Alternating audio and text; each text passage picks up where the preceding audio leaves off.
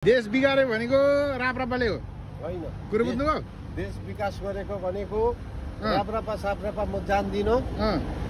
राजाले पहिला जे गर्नु गर्यो थियो धेरै प्रगति भएको थियो यो पनि रहिदिरहेछ त्यसका यसरी चाहिँ खाडी दौडिनु पर्ने आवश्यकता थिएन अहिले सबै खाडीमा आयो त्यो सामन्तीले त पहिला त नि उही दिन्थे नि त के भन्छ आएर पासपोर्टै दिन्थे नि त चिक्कारहरू त्यो केटाको चिक्कार सुन्नु त्यत्तिकै छ न केटीको चिक्कार त्यत्तिकै सुन्नु छ कान पाकिसक्यो यस्तो भन्छ त्यस्तो भन्छ के गर्नु अब चुलो बोल्दैन परदेश नआइकन चुलो बोल्दैन चुलो बोल्नुको लागि मात्र हामीले के मागेछौँ मागेको केही छैन त्यही त सिँचाइ बत्ती शिक्षा मेडिकल यो चारवटा चिज मागेको छ जनताले मागेको भने यति नै हो यतिमा पैसा खर्च हुने हो विशेष गरी भनेको चाहिँ मेडिकलमा खर्च हुने हो ठुलो आपत्ति ठुलो अपरेसन गर्नु परेको खण्डमा पैसा नै चाहिन्छ खानपिनको दुःखले हामी आएको होइन नि त हाम्रो जग्गा जमिन छ अहिले पनि हाम्रो ताला लागेको छ जग्गा जमिनहरू सबै बाँझो छ होइन सबैको पीडा त्यही हो सबैको अलिअलि भए पनि छ धेर थोर भए पनि जग्गा जमिन छ सबै ताला नेपाली जनता त धनी छ नि आएको छ यहाँ किन के को लागि आएको भन्दा पैसा चाहियो लाजिम पैसाले के गर्छ मेडिकलको खर्च गर्छ शिक्षामा खर्च गर्छ अब खानपिन त त्यही छ त हाम्रो हामी त्यो खानाले मोर्नले आएको त होइन एनी हौ मनी चाहियो पर व्यक्तिले चाहिँ 30,000 मात्र एउटा फ्यामिली एउटा बुढाबुढीले 30,000 60,000 मात्र घर भित्राउनु पायो नेपालमै बसेर भयो भने कोही विदेश आउने चाड पर्दैन छैन आउनुपर्ने आवश्यकता छ त्यो 30,000 को उपलब्ध गराउन सक्दैन सरकार भन्ने नालायक सरकार त्यो गुइए सरकार भन्नुपर्छ त्यसलाई गुइए सरकार हो त्यो साँच्ची नै हो ल है अब हाम्रो रामदाई हुनुहुन्छ राम कुमार श्रेष्ठ तपाईँको घर कहाँ अरे मेरो चाहिँ पहाड घर चाहिँ हाम्रो सिन्धुपाल्चोक हो हजुर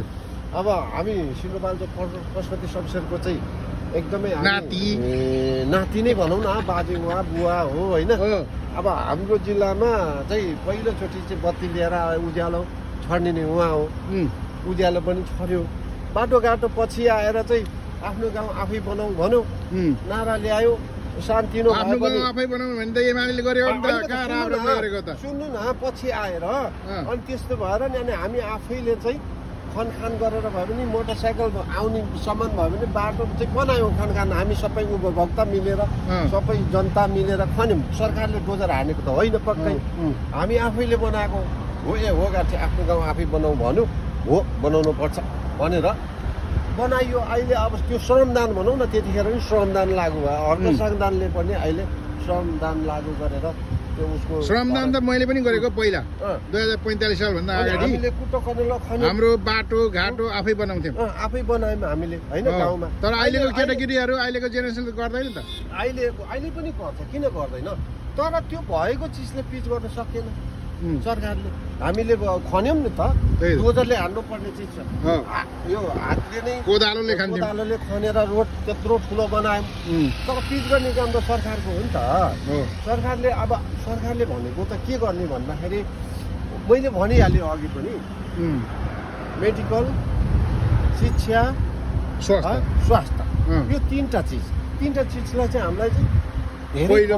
पहिलो प्राथमिकता त्यहाँ जानुपर्छ त्यसपछि अनि किसानहरू त्यही बस्छन् किसान उत्पादन गर्छन् डेलिभरी अब अहिले तुरुन्तै अब हामी किसान गर्छौँ त सब्जीहरू रोप्छौँ काँक्रो रोप्छौँ अब रोपेर अनि हामीले त्यहाँ चाहिँ तुरुन्त डेलिभरी सहरमा डेलिभरी गर्ने चाहिँ बाटो चाहियो क्या बाटो छैन त्यो पुरानो बाटो छ बर्खामा त हिलो आएर माटो नै त्यो गाडी नै पल्टेर जस्तो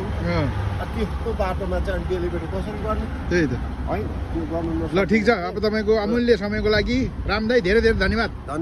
अब के छ नयाँ नौलो अरू सबै ठिकै छ नि नयाँ नौलो एकदम अलहम्दुलिल्लाह एकदमै अहिलेसम्म बाँचेको छ अब